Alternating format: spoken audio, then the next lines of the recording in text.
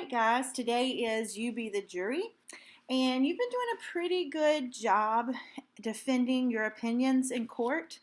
But to be honest, none of you are doing a great job with evidence. I'm going to read today's case to you. Go ahead and get it. Have it ready. Read along as I read out loud. Now, just as we talked about Monday when you did your Ed puzzle, a good reader is doing two things at the same time. You're reading, but you're also looking for evidence to support your opinion, or you're forming opinions based on what you're reading.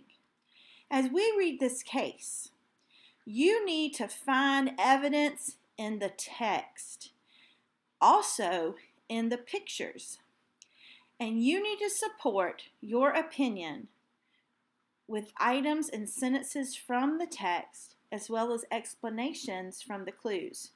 I will no longer accept explanations that consist of, because I think he's guilty, or I think needs to come out of your writing. You need to say, I believe that he is guilty because, or use information like according to the text, or as seen in the clue or exhibit A.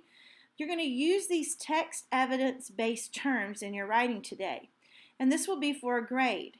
So you will see that I have on the chalkboard, on the board today, all the terms that we use when we are trying to prove or cite evidence from the text. So today, we are going to talk about the case of the dangerous dog. Ladies and gentlemen of the jury, if a dog bites someone and causes serious injury, the owner is responsible. But if a person bitten was being mean to the animal or cruel, now that's a different matter. Consider this point of law as you hear the case before you today. Andy Porter, the plaintiff, is suing for injuries he received when Rita Finch's dog attacked him. I'm going to let you see the dog now. Ma'am, would you bring the dog over here? Bring your dog over here. I'm going to let you see the dog, okay? He's a vicious, vicious animal when you look at him. Hold on. Here he comes. Here he is. Okay? Here's the dog, okay? This is Mrs. Finch's dog. Thank you. You may take him away now.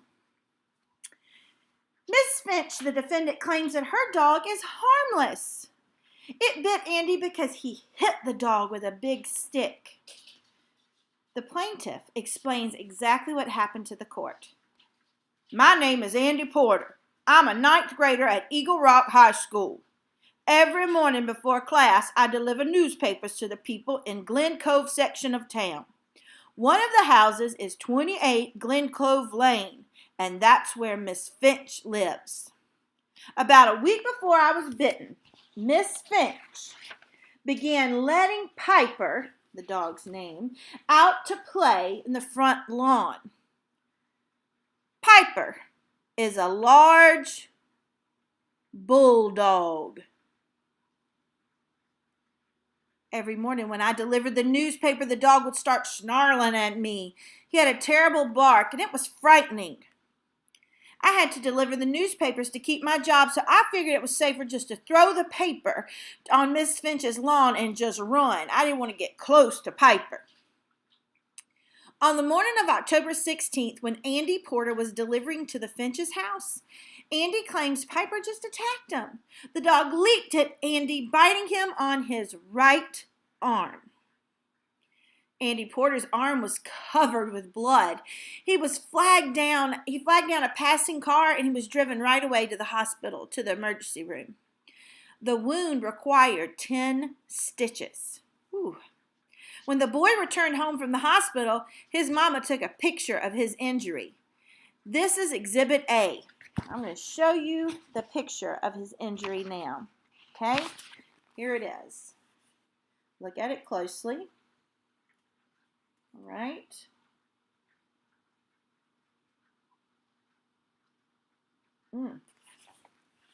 I hope you studied that. piece of evidence. Back to the story. All right. Andy Porter is suing Piper's owner for medical expenses and his pain and suffering because of the injury. Andy missed 3 days of school. He even gave up his delivery route. This is the plaintiff's continued testimony. When Miss Finch began letting Piper out, I phoned her and I said I was scared he might bite me, and she just laughed at me. She said I was a sissy and that I didn't have to be afraid of Piper. Exhibit B is a photograph of the shirt that Andy was wearing. It shows more details of the attack. The dog bit right through his shirt, making a bloody tear. Andy insists that he did nothing to provoke this attack. Let's look at that picture. All right. Take a look at his, take a look. Here's his shirt. Oh, he's crying.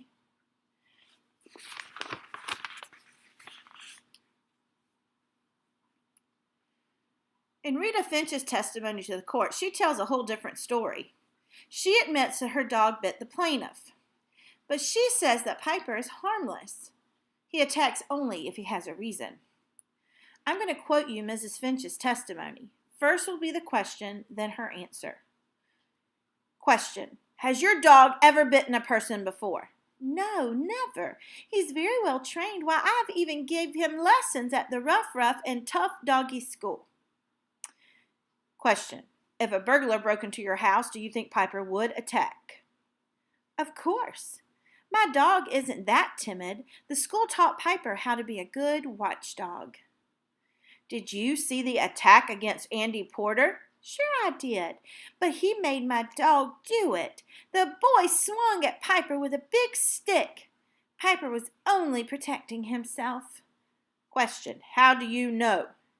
I had let Piper out on the front lawn and was making breakfast, and all of a sudden I heard him barking real loud. Then I heard a whine like he was hurt. I looked out the window and there was Andy Porter. What was he doing? I saw him pushing Piper with a big stick. I was horrified. All of a sudden, Andy raised that stick high over his head and he struck at Piper. My dog dodged the swing and the stick and glanced off Piper's tail. Did you actually see your dog bite the plaintiff? Yes, I saw it all happen. I dashed out the front door as fast as I could. Andy had raised the stick high over his head for another strike when Piper jumped up and bit him. Andy Porter claims that he never hit Piper. Is there any question in your mind that your dog was protecting himself? That boy is flat out lying. He just doesn't like dogs. Andy told me so over the telephone. He hit Piper because he was afraid of him. The defense has entered the evidence, Exhibit C. It is the stick Miss Finch says Andy Porter was holding. When Piper bit him, the boy dropped it and ran. Mrs. Finch says the charges against her should be dismissed. Piper attacked Andy because the boy hit him. Ladies and gentlemen of the jury, you have just heard the case of the dangerous dog. You must decide the merits of Andy Porter's claim. You be sure to carefully examine the evidence in Exhibit A, B, and C, along with all of the text. Did Andy Porter strike Mrs. Finch's dog, or did the dog attack him without any cause? All right, boys and girls. You cannot base your opinion on just the evidence, the exhibits A, B, and C. I am telling you that it is a combination of something from the text along with something in one of the exhibits. Look hard, study, and come back with something very smart for me for you to explain either the innocence or guilt of this poor dog. I look forward to hearing from you. We will stop in a moment and we will share our opinions and we will determine the truth in this matter.